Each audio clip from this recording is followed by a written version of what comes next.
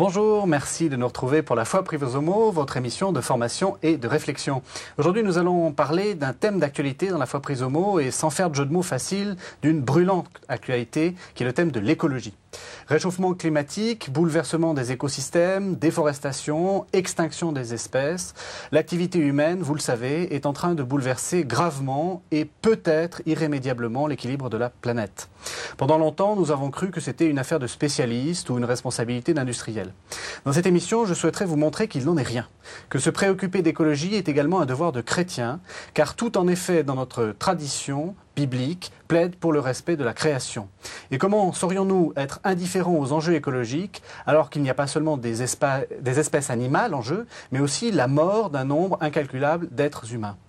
Dans son discours de Lorette prononcé devant les jeunes au début de septembre, le pape Benoît XVI a précisément rappelé, je cite ces mots, qu'il est urgent d'agir et qu'il est temps de faire des choix courageux avant qu'il ne soit trop tard. Pour vous convaincre de cette urgence, j'ai invité deux spécialistes de l'écologie, Lou Verlet, qui est physicien, bonjour. Bonjour. Et Jean Baster, qui a été professeur de littérature et qui est essayiste, bonjour. Bonjour. Alors, je l'ai dit en commençant cette émission, le pape Benoît XVI nous dit que c'est urgent, qu'il va falloir agir très vite. On est dans une situation grave. Oui, je voudrais insister sur le fait que je crois qu'on est devant un tournant de l'histoire et que les choses se jouent dans les années qui viennent. Je crois que, d'abord, il y a une urgence climatique extrême. Je veux dire parce que les choses étranges que nous voyons tous les jours maintenant, il faut bien se rappeler que c'est des choses qui ont été produites largement il y a 50 ans. Je veux dire, c'est qu'il y a l'inertie climatique qui est là, qui fait que c'est l'accumulation depuis l'ère industrielle des gaz à effet de serre qui commence à avoir des effets dramatiques aujourd'hui. Ça, c'est le premier point. Il y a cette urgence-là. Je veux dire que, selon les climatologues, on peut espérer qu'il n'est pas trop tard, mais on est certain qu'il est très tard. Et simplement, nous devons pas faire comme s'il n'était pas trop tard, parce que c'est notre devoir moral. On est dans quel état? Dans quel état est la planète actuellement? Eh bien, écoutez, vous le voyez tous les jours, par exemple. Il y avait un article dans Le Monde il y a 2 jours sur la fonte de l'Arctique. La banquise est de plus en plus fine. Et il est maintenant prévu que vers 2030-2040, il n'y aura plus de glace. Et ce qu'il ne disait pas dans cet article, qu'il ne rappelait pas dans cet article, mais qu'il faut bien avoir derrière la tête, c'est que ça veut dire que la glace, la banquise, réfléchissait vers l'espace, la lumière qui tombait, la chaleur, les infrarouges qui tombaient sur la glace, et que la mer va au contraire les absorber. Autrement dit, il y a une amplification de l'effet qui va se faire comme ça. Oui, c'est pas simplement la fonte des glaces. C'est pas simplement la fonte des glaces. C'est un bouleversement beaucoup plus grave. C'est beaucoup plus grave. Oui.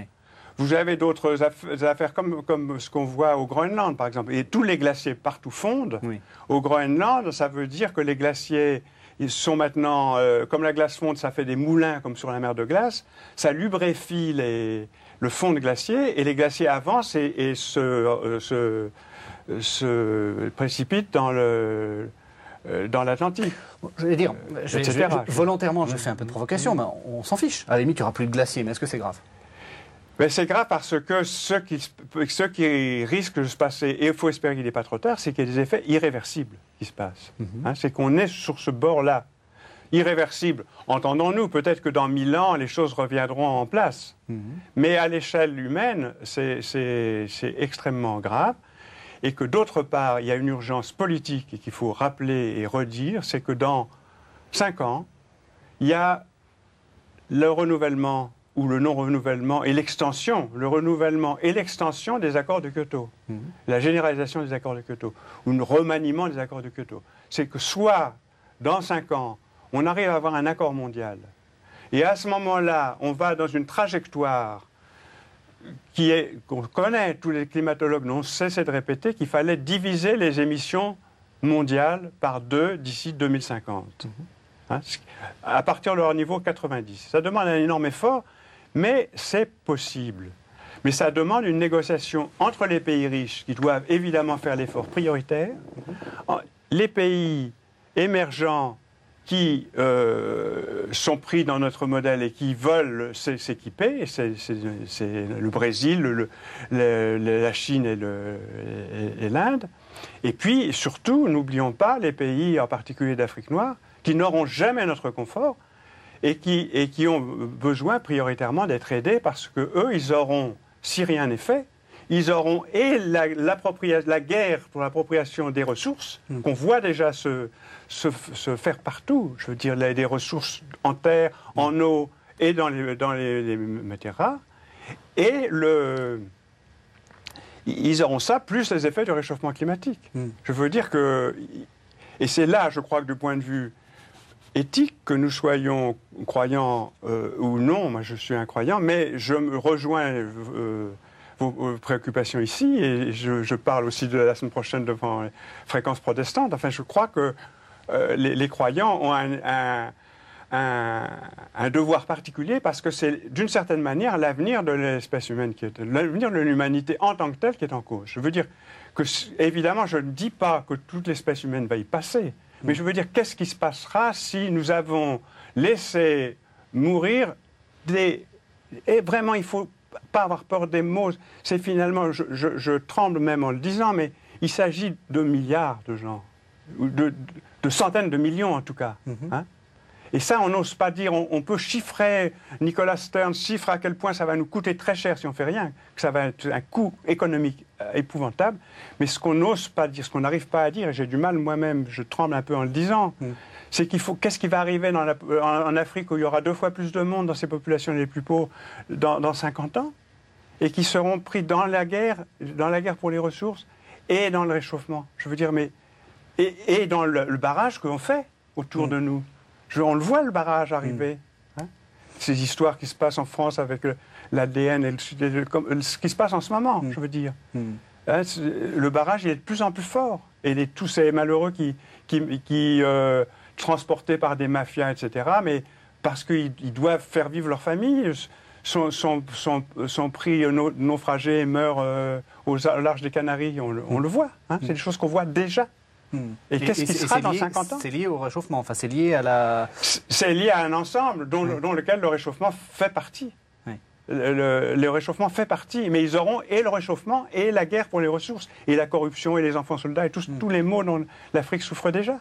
Ça a multiplié, évidemment. Mais alors, est-ce qu'on peut moralement, alors la question s'adresse aux deux, mais est-ce qu'on peut moralement dire aux gens qui n'ont pas eu le même niveau de vie que nous, Européens, pays développés, ah ben, écoutez, nous on a fait une bêtise, on a tout consommé, et puis bah, maintenant c'est à vous de vous restreindre. On dit la Chine n'a qu'à se restreindre. Oui, mais enfin, je sais pas. Il faudrait peut-être commencer par lui donner l'exemple, quoi, bien sûr. Évidemment. L'exemple n'est pas toujours convaincant, mais enfin, quand même, on est plus autorisé à parler quand soi-même on se remet en cause, bien sûr. Avant de remettre, ou plutôt en même temps qu'on remet en cause les autres. Moi, je crois que dans cette question du réchauffement climatique, qui évidemment nous brûle aux fesses, quoi, elle a cela de bon, si j'ose dire, qu'elle focalise sur un problème absolument urgent, c'est un problème fondamental, d'une manière telle qu'il y a d'autres problèmes, au fond, peut-être moins urgents, ce qui n'est pas sûr, et qui sont aussi fondamentaux, et par effet, j'ose pas dire d'entraînement, mais enfin, je pense à un autre problème dont on parle, bien sûr, mais l'histoire du déboisement, la déforestation, disons, mondiale, s'entend, quoi. Bon, dans un sens, ça a toujours existé, la déforestation. C'est comme ça que l'agriculture a gagné sur la forêt. On a appris ça à l'école, et c'est vrai, quoi. Mais là encore, il y a toujours une question de quantité aussi, d'échelle auquel ça se produit. Mais alors, actuellement, la déforestation, pour prendre 2 exemples, j'allais dire que je connais, j'y suis pas allé, mais enfin, j'ai lu des textes, quoi. D'une part au Brésil, et d'autre part à Madagascar. Bon, atteint des degrés, et puis on pourrait dire aussi bien en Indonésie, mais enfin, puis dans bien d'autres régions. Atteint des degrés absolument démentiels, parce que c'est vrai, avec les moyens qu'on a, on peut raser... Madagascar, m'a-t-on dit, il reste encore quelques arbres quand même, mais enfin, la quasi-totalité, enfin la très majeure partie de la forêt de malgache a disparu. Je peux vous le dire, parce que moi je suis allé à Madagascar. Bon, alors donc, vous êtes bien placé. Et les gens, les spectateurs le savent, parce que j'ai invité aussi beaucoup de malgaches dans cette émission. On ne voit, quand on survole Madagascar, qui était autrefois l'île verte, on se trouve face à une île rouge, parce que c'est rouge de latérite.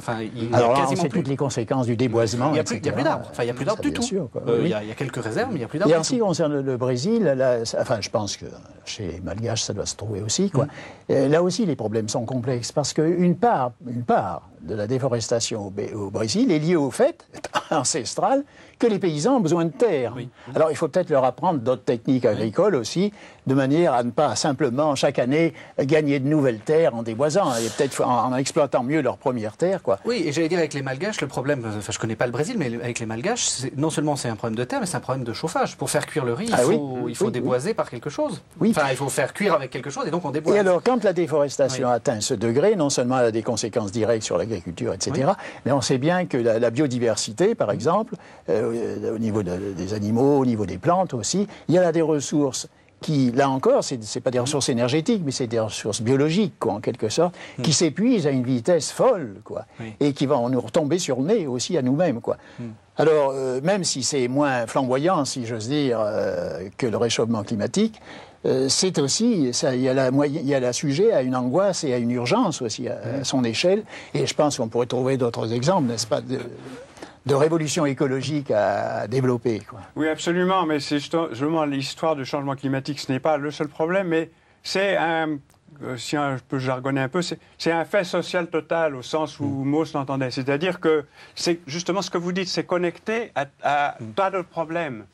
Vous voyez, et que de là, on part.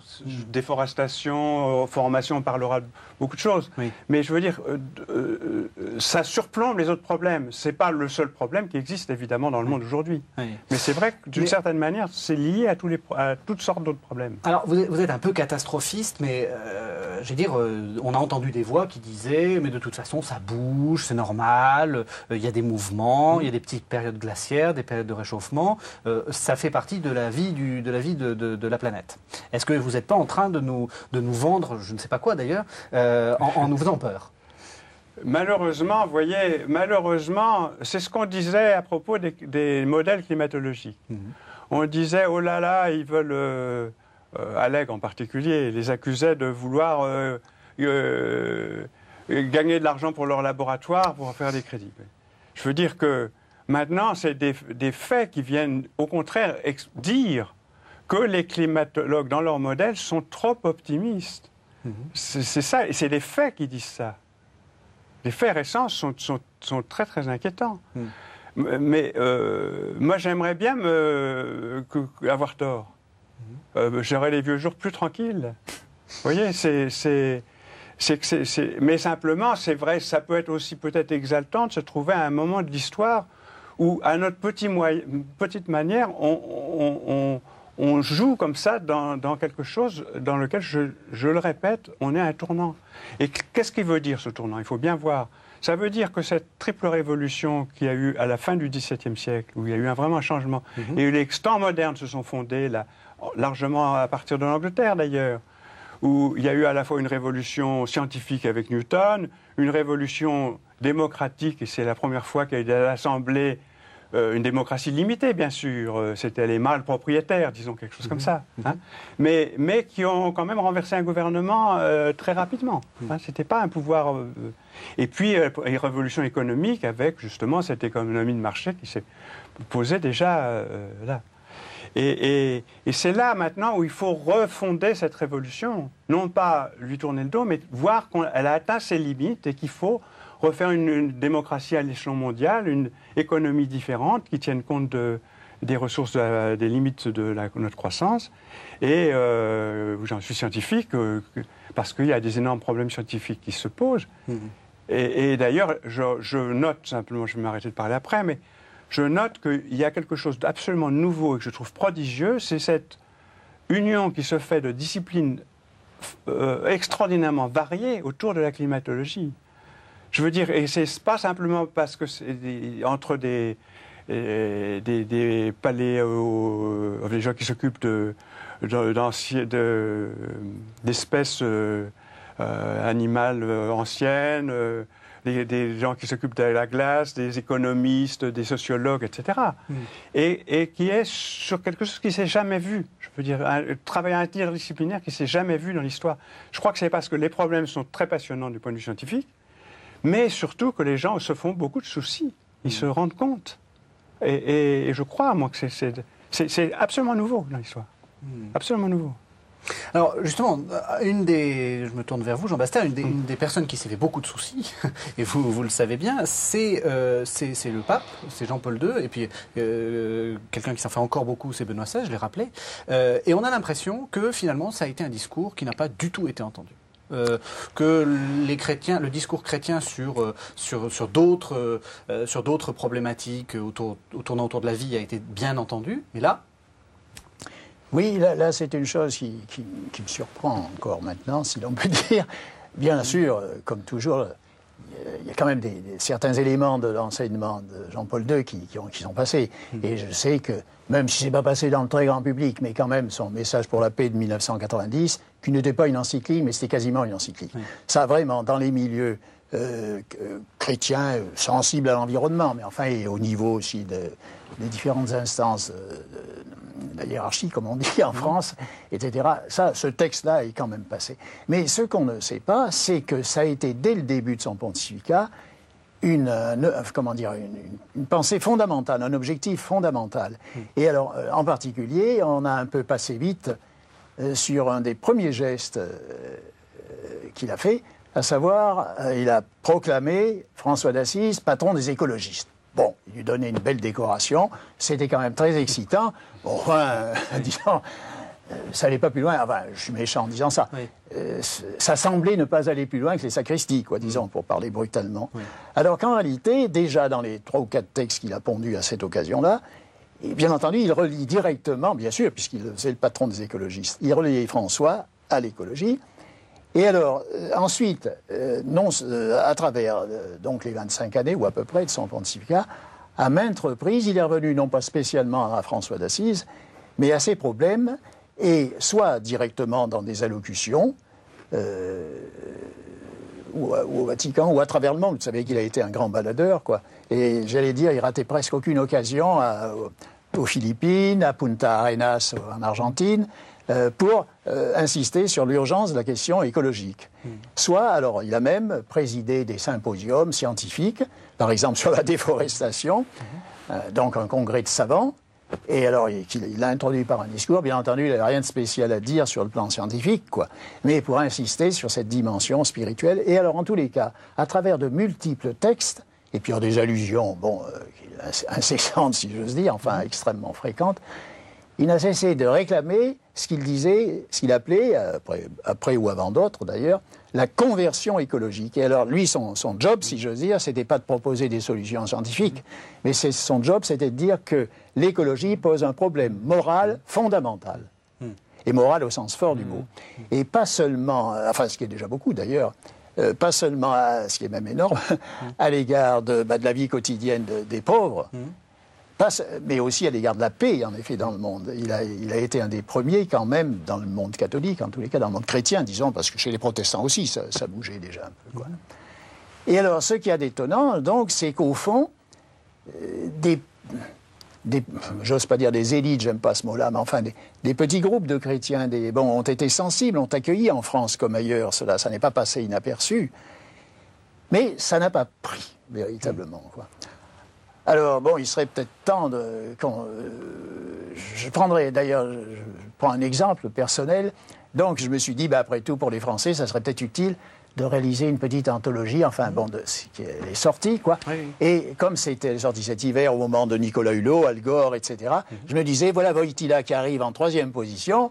Je dis pas qu'on va faire un tabac, mais enfin, ça va surprendre. Oui. C'est passé inaperçu. Je dis, enfin, sauf dans les radios chrétiennes, je précise, et KTO aussi, quoi. Mais disons que je ne pensais pas que ça allait créer le même mouvement que Nicolas Hulot, mais enfin, Jean-Paul II, il est quand même vaguement connu, même s'il est mort maintenant.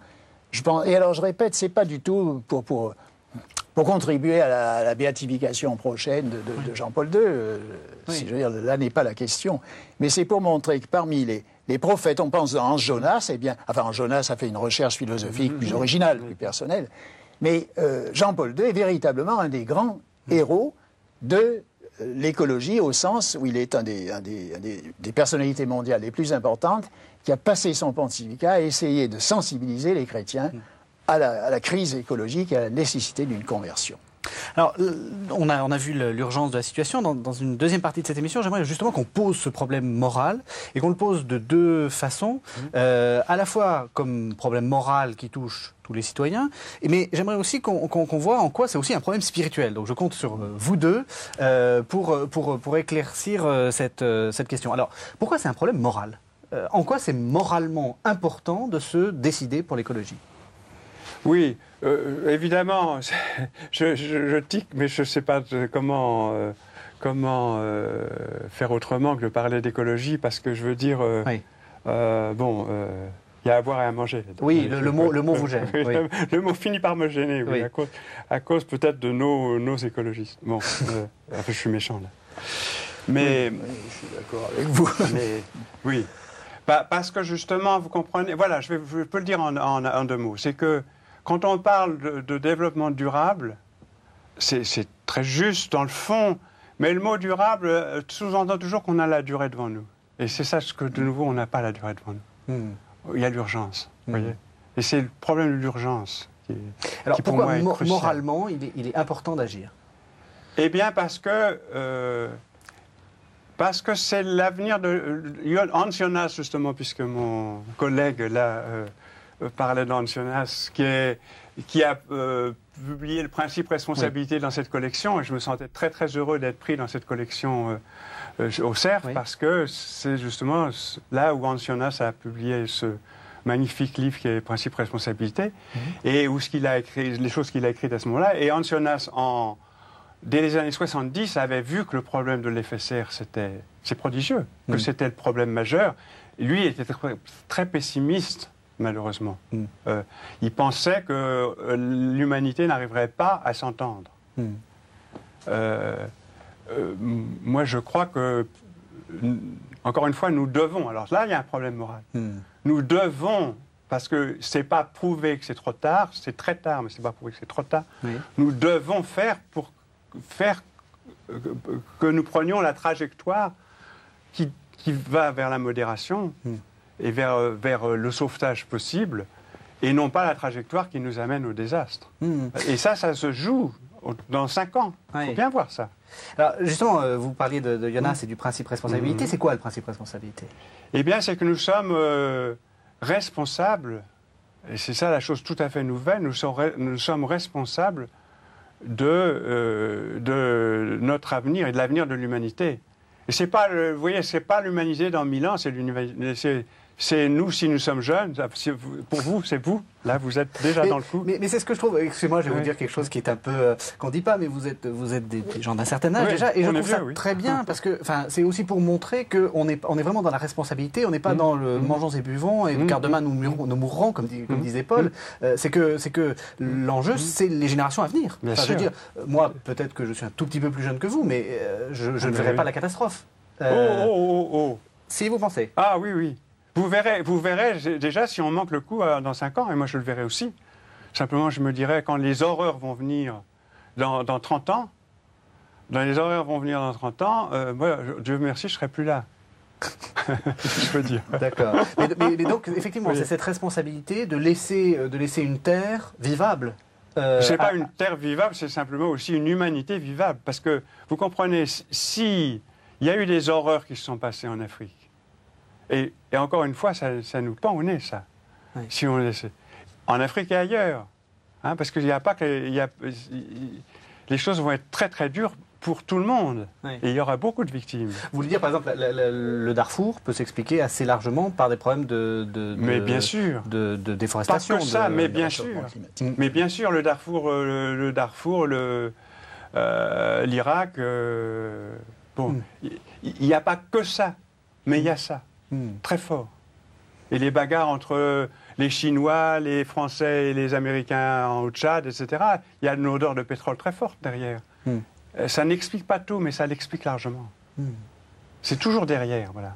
Et pour le moment, c'est rien par rapport à ce que nous allons voir si. Alors, du point de vue spirituel, vous avez écrit un livre qui s'appelle « Pour une écologie chrétienne », dans lequel vous rappelez que le christianisme, en fait, a longtemps été écologique, et puis qu'il y a eu une sorte de rupture à un moment, que vous datez en gros de l'époque de Descartes, quoi. Oui, le comme maître et possesseur de la nature, qu'on a pris pour maître et possesseur de la nature. Oui, et puis sans parler qu'il y a là un faux sens, quoi. Enfin, un faux sens, je veux dire. Quand Descartes, dans le discours de la méthode, dit que l'homme est maître et possesseur de la nature... Comme maître et possesseur. Comme maître et possesseur de la nature, eh bien, il blasphème du point de vue de l'Évangile, enfin pas de l'Évangile, enfin l'Évangile, de l'Ancien Testament. Oui.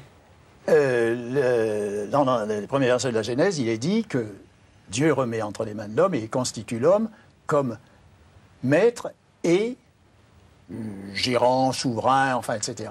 Mais pas comme possesseur, parce que le possesseur, c'est le propriétaire. Or, jamais... bon, enfin, c'est une querelle de mots, vous me direz, mais c'est pas une querelle de mots, ça traduit une mentalité tout à fait différente à partir d'une certaine époque, et même chez les meilleurs chrétiens du monde. Descartes était un catholique pratiquant, si je veux dire, enfin, un vrai chrétien, quoi. Eh bien, il s'arrogeait la possession de la nature. Or, en être le responsable, comme dirait Jonas, en être le gérant, ça ne veut pas dire en être le possesseur. Et alors, effectivement, quand on considère, et c'est là, à mon avis, où les chrétiens ont quelque chose à apporter au repas commun et à la défense commune, et ont une vision commune. Ce qui est et pas seulement les chrétiens d'ailleurs, je pense aux juifs aussi, bien sûr, la vision fondamentale du judéo-christianisme, pour employer le mot, à l'égard de la nature, est une vision fondamentalement optimiste et émerveillée, et de responsabilité. C'est pas du tout une vision d'espèce de démission de Dieu devant l'homme, en disant, bon, après tout, je te fais cadeau de tout ça, ça te servira à vivre, c'est pas du tout ça. Il y a là une responsabilité, pas seulement humaine, disons, nous sommes responsables à l'égard de nos frères, de ce que nous faisons de la terre, mais il y a une responsabilité première à l'égard de Dieu. Dieu nous a investis par rapport à lui, il nous a donné son jardin, si j'ose dire, pour employer un mot lyrique, quoi, enfin, pour que nous le fassions croître, pour que nous le fassions développer. Alors, ce que la science a découvert d'une manière plus précise à travers ce qu'on appelle l'évolution créatrice, il y a là une infinie entreprise cosmique que Dieu a remise, pour l'essentiel, en tous les cas, entre les mains de l'homme, et qu'il doit mener jusqu'à sa fin, c'est-à-dire jusqu'à... Alors là, je m'excuse, mais je parle en chrétien... qu'il doit mener jusqu'à la nouvelle terre et les nouveaux cieux. En d'autres termes, là, j'ai l'habitude de terminer mes causeries que je fais quelquefois en disant, en somme, la fin de l'écologie, c'est la parousie. Alors, il faut un petit peu s'expliquer. Puis, bon, ça est valable, si je veux dire, c'est inacceptable que pour un chrétien. Mais enfin, c'est ça, la perspective chrétienne. Alors, expliquez-nous, la parousie. Que voulez-vous dire? Eh bien, c'est-à-dire qu'on oublie trop souvent, alors là, c'est pas seulement saint François d'Assise, que même les chrétiens oublient sur ce point-là, mais c'est aussi saint Paul. Car saint Paul enseigne à maintes reprises, à plusieurs reprises, d'une manière très claire, que la création, que le Dieu, en la personne de son Fils, le Verbe, a créé la nature, disons, et en son Fils, il l'a récapitulé en son Fils pour la sauver. Pas seulement la sauver au niveau de la temporalité, au niveau de l'histoire temporelle, mais au niveau de l'histoire finale, quoi. Et c'est bien pour ça qu'il y a un texte qui a turlupiné pendant des siècles les exégètes, mais enfin on n'a pas oublié, dans saint Paul, où il est dit que la création tout entière gémit, d'où le titre que j'ai donné à mes extraits de Jean-Paul II, parce que Jean-Paul II cite ce texte-là. La création, dit saint Paul, la création tout entière gémit dans l'attente de la délivrance des hommes pour participer avec eux à la libération finale de la création, quoi. Alors donc, vous voyez, bon, ça nous donne le vertige, on dira il y a des problèmes plus urgents, mais c'est une question de perspective. Pour le chrétien, la perspective, elle est franchement, délibérément, une création, une nature, un cosmos, en somme, sauvé. Alors bon, sous quelle forme, etc. On ne va pas se lancer dans des considérations, d'ailleurs, assez difficiles à expliciter, quoi. Et je suis tout heureux de voir que Jean-Paul II, précisément, dans un discours, un des multiples discours qu'il avait fait, celui-là c'était à des jeunes en 85, à Viterbe, il leur avait dit, mes enfants, mes chers frères, je ne sais pas comment, au fond, vous avez 3 raisons de vous intéresser à la nature et à l'écologie. La première, c'est l'émerveillement. c'est l'œuvre de Dieu, et vous avez non seulement à la préserver, mais à la servir et à la glorifier. La deuxième raison, c'est la charité en quelque sorte, c'est que cette nature, elle est ce qui vous est donné pour vivre, à nous tous, donc pour vous et pour vos frères, vous devez vous accrocher à l'écologie. Oui, et la troisième raison... La partager, enfin permettre justement le partage des ressources. Et là, on se rejoint tous, quoi. Il n'est pas nécessaire d'être chrétien pour avoir cette idée-là, c'est l'idée fondamentale de tout humanisme. Bon, et la troisième raison, c'est que cette terre est promise à une transformation finale. C'est ce que punto basta. Bon. Alors, vous voyez, je pense que ça, c'est un discours qui vaut ni plus ni moins que les autres. Ça, c'est un discours chrétien, mais c'est ça le discours chrétien. Oui. Et qui le distingue sans l'opposer. Au contraire, je trouve qu'au contraire, ça donne une espèce de glorification de l'œuvre humaine, de l'écologie humaine. Et alors, c'est vrai, je terminerai là-dessus, c'est vrai que sur ce point-là, dans les derniers siècles, oui, le christianisme a été quand même assez infidèle à cette spiritualité de la création. C'est-à-dire à plus ou moins glisser vers un type de foi individualiste, mon âme est Dieu, Dieu est mon âme, et après tout, ce qui arrivait à la terre, alors bon, on était quand même charitable, on s'inquiétait des misérables, mais au fond, c'était pas ça. Le vrai problème, ça se situait au ciel, ça se situait pas sur la terre. Oui, c'est ce que vous montrez dans votre livre, c'est que le basculement, on a dit Descartes, mais c'est aussi le quiétisme et le piétisme, c'est-à-dire le fait de je m'occupe de mon âme, en gros, on est au XVIIe, XVIIIe siècle, voilà. et on se sauve tranquillement avec... Oui, puis on ne sauve que son âme, on ne sauve pas son corps, ce qui pour un chrétien est une hérésie totale. Là encore, on est chrétien, on n'est pas chrétien, on n'est pas obligé de croire à cela, mais pour un chrétien, le salut concerne le corps, l'âme et le corps. Et par conséquent, il concerne le corps de la terre. Quoi. Et ça, c'est une vue. Il y a eu une désincarnation, une idéalisation dans le christianisme des derniers siècles qui n'empêchait pas d'être charitable à l'égard d'aider son prochain dans la misère. Ça, oui. Mais en ce qui concernait son attitude à l'égard de la nature, au fond, il l'a laissé, et c'est très bien, après tout, finalement, il fallait bien que quelqu'un la ramasse, entre les mains d'une science athée, pas seulement de la science en elle-même, elle n'est ni athée ni croyante, elle est ce qu'elle est, quoi. Mais il y a eu une espèce de mépris de la matière, de mépris de la terre, cette vallée de larmes, comme on disait. Oui. Alors là, c'est le moins qu'on puisse dire, ça n'a pas préparé le terrain à l'écologie moderne, ça a au contraire écarté pendant un temps les chrétiens du combat pour la nature. Quoi. Mais ce que je voudrais vous dire justement, c'est que si, en essayant de mettre dans la logique de ce que vous avez dit et qui est très intéressant, c'est que ce qui nous attend, si nous ratons le tournant dont je parle, et encore une fois, c'est quand même 2012, vous voyez, si nous ratons ça, nous allons vers une horrible caricature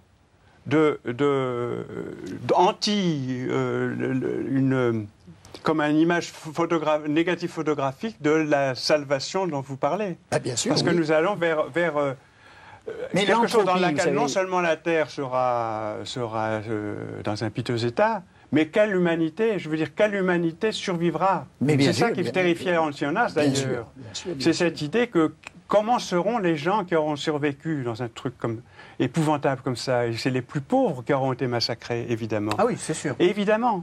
Les plus pauvres dans les pays, comme je dis, en Afrique, par exemple. Oui. On commencera par l'Afrique et puis ça viendra chez nous. Oui, enfin, évidemment. Pas d'égoïsme. Évidemment. Et donc, ça sera pour les survivants, parce qu'il y en aura des survivants. Mais je veux dire, comment est-ce qu'ils arriveront à se récupérer, à récupérer leur humanité? Je veux dire, alors, est-ce qu'il faut dire, comme certains partisans d'une écologie dite profonde, de la deep écologie, qu'en fait, c'est l'homme qui est nuisible dans cette histoire? C'est qu'on est une espèce nuisible. Oui, mais enfin, c'est débile. La nature, moi, je dois dire que je suis très anthropocentrique. C'est-à-dire que oui, la nature, jamais merveille. La nature, oui, d'accord. Mais c'est quand même pour l'être humain. Je veux dire, la nature sans homme, moi, je ne sais pas ce que ça veut dire. Je ne comprends pas ce que ça veut dire. Et ça m'intéresse vraiment pas. Alors, vraiment, comme disait Teilhard, l'homme est la flèche de la création et la flèche de la pointe, en quelque sorte. Quoi. Oui, et effectivement, sans quelqu'un c'est pour ça sa responsabilité est tellement énorme. Regarder la nature. Oui. Comment ? Sans un être humain pour regarder la nature, ça a beaucoup moins d'intérêt. Oui, je ne sais pas ce que ça veut dire. Non, mais ça ce sont des âneries quand même. Je méprise personne, il peut y avoir des gens sincères qui affirment cela, Mais ça me paraît... Ou alors, ça peut ne pas être des âneries, et en ce sens-là, ça serait peut-être plus digne, non pas de considération, mais quand même. C'est vrai que, en fonction de certaines philosophies orientales qui ont leur grandeur extrême, hein, alors là, je ne réduis pas le bouddhisme, par exemple, à la deep ecology, ça serait abominable de ma part de dire ça. Mais c'est vrai que pour des religions ou des métaphysiques, chez qui la personne, au fond, n'existe pas, la notion de personne, ben, à la limite, un tigre, une puce, un arbre, un homme, c'est pas la même chose. Mais ça n'a pas plus d'existence radicale, en quelque sorte. Tout cela doit se fondre dans un espèce, pas dans le néant, mais dans un grand tout. Alors, qu'on adopte cette vue d'une manière alors, assez superficielle et dégradée, en disant, bah, après tout, toutes ces créatures qui existent, il y en a une qui est particulièrement prédatrice, c'est l'homme, bah, il vaudrait mieux la supprimer, quoi. Mais là, c'est faire fi de tout, en effet, oui, de toute philosophie et de toute religion judéo-chrétienne et tout simplement philosophie occidentale, athée aussi. Et j'allais dire la supprimer, alors là, c'est une manière de nier la responsabilité. C'est-à-dire, c'est une manière de dire, on la laisse dans l'état où on l'a mis. Il y avait au moins l'homme qui pouvait faire quelque chose. Puis, alors, si on considère l'homme comme une bête nuisible, alors c'est pas les tigres ou Mais c'est vrai qu'on trouve des gens qui s'intéressent plus aux ours ou aux loups, justement. Selon votre saint patron. Et qu'aux humains. Mais bon, je trouve toujours les petites minorités. Parce que le grand problème que nous avons, c'est de faire des majorités. Et en particulier en France, où on est très à la traîne de ce point de vue-là, il faut faire des majorités dans tous nos pays d'ici 5 ans. Voilà, pour ça. Bien, justement, alors, tout naturellement, on va arriver dans une troisième partie de l'émission, c'est de se poser la question maintenant, qu'est-ce qu'on fait? Que faut-il faire? Quelles sont les solutions? Alors, première solution, vous parlez de majorité. Ah oui, mais je vais dire quelque chose justement, quand même, que je crois important à faire remarquer. C'est que ça demande effectivement, pour se mettre à agir, à penser, pour pouvoir penser même cette problème. Le penser, il faut pouvoir faire. Je crois que sans ça, on peut pas. Je veux dire, on ne peut pas arriver à le penser si on... Et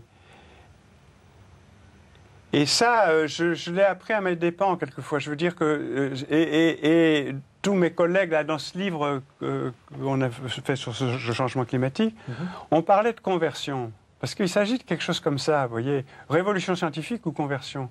Il s'agit de pouvoir... se mettre dans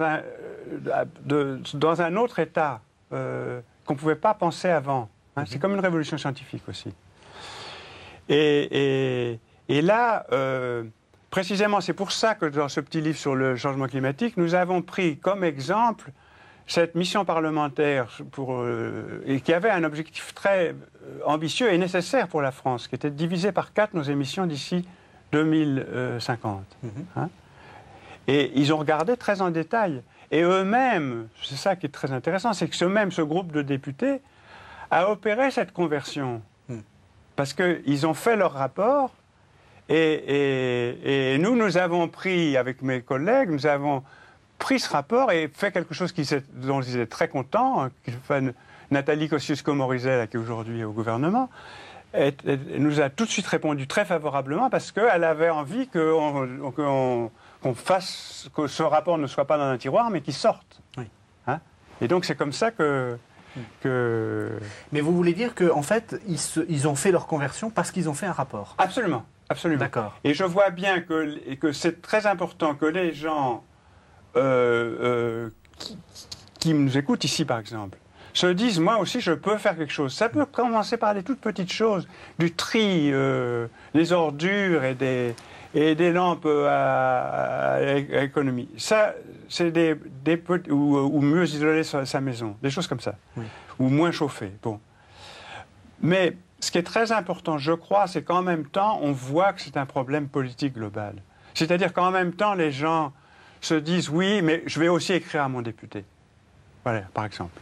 Je vais aussi parler à d'autres que moi, lire les livres, faire des petites réunions avec des... Et toujours remettre dans une perspective globale, dire il y a une action politique. Politique dans un sens très général, hein, je ne prends pas partisane, Parce qu'au fond, il y a des solutions qui sont de gauche ou de droite, si on veut, dans la mise en œuvre. Mais c'est un problème qui surplombe ce qu'a très bien montré le fonctionnement de cette mission parlementaire, oui, justement. Qui est totalement gauche-droite. La rapporteure était UMP, le président était socialiste. Hein, le duo. Et ils ont très, très fortement travaillé ensemble, même s'ils n'étaient pas d'accord sur un certain nombre de choses, bien évidemment. Donc on commence par faire des petites choses histoire de se conscientiser, comme on dit, et puis de se rappeler tous les jours que voilà. en coupant le robinet, on pense à l'écologie. Et ensuite, on essaie de quoi? De faire de la pression politique? C'est au niveau de la politique que ça va jouer? Oui, c'est ça. Oui, de faire... et c'est spécialement vrai en France parce qu'on est particulièrement à la traîne. Il faut bien le dire par rapport à d'autres pays. Je veux dire, si on veut installer des chauffe-eau solaires, par exemple, si vous voulez installer des chauffe-eau solaires dans votre maison, vous devrez acheter des chauffe-eau solaires qui viennent d'Allemagne. Vous voyez, les forêts, vous pouvez voir que moi je vois dans mes environs de chez moi, dans l'Essonne, et je vois aussi dans la Drôme où je vais souvent, que les eaux et forêts se moquent complètement de l'exploitation des forêts. Ce qui les intéresse, c'est d'avoir les droits de chasse. Voilà. C'est comme ça qu'ils gagnent l'argent. J'ai l'air d'exagérer, mais c'est comme ça. On ne replante pas en France. En Angleterre, on replante des forêts avec des espèces françaises. En France, il faudrait les planter avec des espèces algériennes si on est optimiste et maliennes si on est pessimiste. Il faudrait les replanter. Au niveau du réchauffement? Oui. Parce que vous pensez que ça va se oui, réchauffer? bien sûr. Mais vous voyez que les arbres sont malades. Vous le voyez dans les forêts. Oui. Et quand vous parlez avec des paysans qui connaissent la question, et puis on le voit. Je veux dire, les arbres sont jaunes. Ils se portent mal. Jean Baster, on vient de la même région. On voit effectivement des bananiers pousser très bien autour de Grenoble sans aucun problème. Et des figuiers. Enfin, il y a des figuiers alors avant, mais maintenant, oui. Ça se fait plus trop. Ça se faisait pas trop avant. Et alors, du point de vue chrétien, qu'est-ce qu'il faut faire à part lire vos livres? Oui, ça c'est le plus urgent, mais, mais bien sûr, en un sens, les chrétiens, au niveau en particulier des petits gestes, mais qui sont tellement importants, et puis au niveau des plus grandes gestes et des plus grandes interventions au niveau de la politique, au sens, en effet, général du terme, là, il n'y a pas une façon chrétienne spéciale d'intervenir, quoi. Mais cela dit, je crois que, sans en faire non plus, alors là, une façon spéciale d'intervenir, je crois que les chrétiens peuvent être parmi d'autres, croyants ou non croyants d'ailleurs, ou athées, qui pensent que les vérités, quand, comme vous le disiez, nous sommes arrivés à une période quand même de révolution, de crise, eh bien, ce change, c'est comme dans nos vies personnelles, quand on a vraiment une crise de vie, comme on dit, elle ne se résout pas seulement par des médecins, par des techniques, etc. Elle se résout par plus qu'un changement de mentalité, par ce qu'on appelle une conversion intérieure, une conversion du regard et du cœur. Là, j'emploie des termes poétiques ou philosophiques, en quelque sorte. Et alors là, on me dira, bah oui, mais alors ça c'est vrai depuis que le monde est monde, et en particulier depuis que l'homme est homme. Bah oui, précisément, mais il y a des moments où ça devient particulièrement évident. Et je pense que ce qui est... Alors je vais quand même redescendre du ciel sur la terre, tout de suite après. Je pense que ce qui est fondamental, en somme, c'est inlassablement de désarmer en nous, j'emploie des langages belliqueux, l'instinct de prédation. Alors je sais bien, je ne suis pas idiot au point de savoir que la vie aussi se construit à partir d'une certaine forme de violence et de prédation. Donc on n'est pas sur la nouvelle terre et les nouveaux cieux, sous les nouveaux cieux, non. Mais enfin, je crois que ce qui est fondamental, c'est... Et la crise écologique nous en offre une occasion magnifique, si j'ose dire, de prendre conscience de ce que la prédation peut avoir d'effrayant, pour nous-mêmes bien sûr, mais pour tout le monde, quoi. Et en particulier, alors je redescends sur Terre, là, je retrouve quand même le niveau politique, mais enfin le niveau sociétal, disons. Il faut quand même dénoncer la société de consommation. Ça, il faut le dire. Alors attention, bien sûr que le marché, la consommation, ce sont des mécanismes économiques qui en soi ne sont ni bons ni mauvais. Mais il y a une épouvantable dérégulation dans notre société actuelle qui nous pousse au crime constamment. Au crime, je veux dire, la consommation. Mais au crime, peut-être dans le sens... Et alors, d'où les conséquences que ça entraîne au niveau de l'énergie, enfin, bon, de tout ce qu'on dit. Mais je ne dirais pas que l'origine de la crise actuelle de l'écologie, c'est le consumérisme, mais d'une certaine façon, si, et en même temps, le consumérisme en est aussi la conséquence. Alors, en d'autres termes, ça c'est terrible de dire ça, puis je me sens les mains nues, démunis comme tout le monde, quoi. Mais tout ce qui sera... Mais il faut trouver des moyens intelligents et pédagogiques, quoi, bien sûr, d'intervenir. Mais tout ce qui tendra à non seulement dévaloriser, mais à détruire, pas la société de consommation, mais la mentalité consumériste. Et ça vise en particulier ce pouvoir effrayant qu'est la publicité, quoi. Ça, là, alors, bien entendu, la publicité aussi, c'est un élément d'information. Il ne s'agit pas de demander la suppression de la publicité. Mais quand on voit comment nous sommes littéralement conditionnés, phagocytés pour consommer à tout prix par la publicité, c'est absolument effrayant. Moi, là, ça m'effraie autant que le réchauffement climatique. Je ne veux pas dire, je ne fais pas un degré de... C'est du même ordre, d'ailleurs. Ça a à voir. Avec la Vous politique. avez absolument raison. C'est-à-dire qu'effectivement, moi, quand je vois des écologistes très, très radicaux qui disent on ne fera rien si on ne fait pas la révolution, etc., ben, je leur dis il faut faire les majorités d'ici 5 ans. Mais le but que nous avons au bout, forcément, ça met en cause notre mode de vie radicalement. Et si je prends bien sûr que ce qu'il faut faire pour diviser par 4, même si on ne divise que par 4, il faudrait plutôt nous diviser par plus. Ça demande un changement de mode de vie bien plus radical que tout ce qu'il vous propose. Mais c'est au terme, si on peut dire. Mais c'est absolument vrai qu'on ne peut pas mener la... Il faudrait, comme le dit le DO, là, 5 planètes pour arriver à faire ce qu'on fait. Et 5 planètes, peut-être qu'il en faudra encore plus. On ne peut pas. Donc ça demande finalement, l'objectif poursuivi est bien plus radical que ces soi-disant révolutionnaires que nous avons. Oui, mais c'est pas marrant. Et d'ailleurs, j'allais dire, ça veut dire quoi? Ça veut dire ceinture. Comment on fait? Je veux dire, on mange plus, on boit plus. Non, mais attendez. Oui, là, voilà, je m'autorise du privilège de la vieillesse et du vieux con, si je ne sais pas donner l'expression. Je ne prétends pas que l'ancien temps c'était meilleur que maintenant, bien sûr que non. Mais il y a une chose qui a complètement disparu de la circulation dans l'enseignement, enfin moral, disons éthique, c'est plus admis comme mot maintenant, le mot moral est bon. C'est la distinction entre le nécessaire et le superflu. Or, toute la société de consommation actuelle, enfin pas toute, mais la part la plus importante, est fondée sur ce phénomène cancérigène du superflu transformé en nécessaire, quoi. Alors bien sûr que les temps évoluant, les techniques évoluant, il y a certaines choses qui pouvaient paraître du superflu et qui deviennent en effet du nécessaire. Je ne dis pas qu'il faut s'en tenir à la fameuse chandelle, etc. Bon. Mais cela dit, il y a, par le biais justement de la publicité, par le biais de la pression consumériste, on a supprimé la notion de superflu. Alors là, moi, je suis prêt à pétitionner et à descendre dans la rue pour qu'on rétablisse dans l'enseignement scolaire et l'enseignement familial la notion de superflu. Alors non pas pour interdire le superflu aux autres et puis se le payer soi-même. Bien, ça, c'est l'hypocrisie classique. Non, pour s'interdire à soi-même. Enfin, s'interdire, y avoir recours d'une façon modeste, quoi.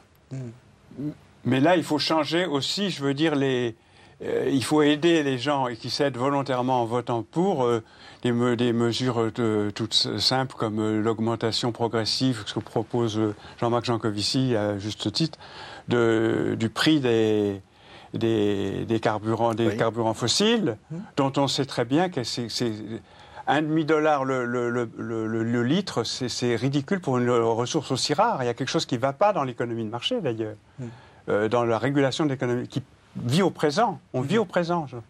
On ne pense pas du tout à l'avenir très proche. Donc réduire les... Mais que ça, forcément, Mais ce qu'il y a, c'est que justement, vous, qui êtes comme moi un vieux... Vous avez vécu des périodes, d'abord les périodes de guerre qui étaient vraiment difficiles, et juste après-guerre, parce que c'est revenir aux années 50, on n'était pas 50 fois plus malheureux qu'aujourd'hui. Et d'autre part, il faut bien dire que ce n'est pas un retour en arrière dont il s'agit, c'est inventer un nouveau mode de vie avec quand même des grands progrès. On est dans un studio, là, etc. Il y a des tas de choses qu'on peut faire qu'on ne pouvait pas faire. Le téléphone, le télémachin, et l'Internet et toutes sortes de choses qu'on va encore qui m'amène en vitesse éclair à Paris. Il y a des tas de choses quand même qu'on peut faire. Et qui ne sont pas forcément consommatrices Et qui ne sont pas forcément consommatrices d'énergie fossile. Oh, mais je crois que le mot, alors, bon, pour s'en tenir, ça c'est la logique publicitaire. Opposer un mot à un mot, quoi. Mais je vais vous demander de le faire parce qu'il nous reste 2 minutes. Donc, je vais vous demander à chaque fois un mot, à chacun un mot. Bien, je pense que le remède à la société de consommation, c'est une société de sobriété. Donc il faut réinventer, non pas restaurer, mais une nouvelle façon de vivre la sobriété. Et ça conduira, je pense, en effet, à une modération et à une bien meilleure gestion, en somme, de la planète. Eh bien, moi, ça sera de nouveau l'urgence et que tout le monde prenne conscience de sa responsabilité dans cette urgence. Voilà, et que c'est d'une certaine manière une chance. Je veux dire, une chance de participer à une histoire salvatrice au lieu d'une histoire destructrice. Aubaine ou désastre, voilà, c'est le truc. Il faut saisir l'aubaine plutôt que de subir le désastre. Écoutez, merci à vous deux. Alors, on les a vus paraître. Il y a plusieurs livres que vous avez écrits. Donc, vous avez écrit, Louverlé, un livre qui s'appelle Chimères et paradoxes, qui est une réflexion plus vaste. Oui. Mais voilà. Et puis également, vous avez coordonné un livre sur le réchauffement climatique, où on entend parler les gens qui ont fait ce rapport. Sinon, Jean Baster, vous avez écrit donc le Cantique féminin de la création. Et puis un petit livre, deux petits livres que je recommande beaucoup, Pour une écologie chrétienne, qui explique vraiment justement ce basculement. Et puis les textes de Jean-Paul II. Et puis je signale également que vous avez écrit une autobiographie spirituelle qui s'appelle L'apprentissage de l'eau. Alors rien que ce titre-là, ça donne envie de lire le texte. On se jette dessus avec un titre comme ça. Merci beaucoup à vous deux. On se retrouve donc la semaine prochaine, mais j'espère que cette émission vous aura fait prendre conscience de l'urgence, effectivement, c'est un mot qu'on a déjà entendu, de l'urgence de la situation. Donc on se retrouve la semaine prochaine pour un nouveau numéro de La Foi prise au mot. Merci de nous avoir suivis.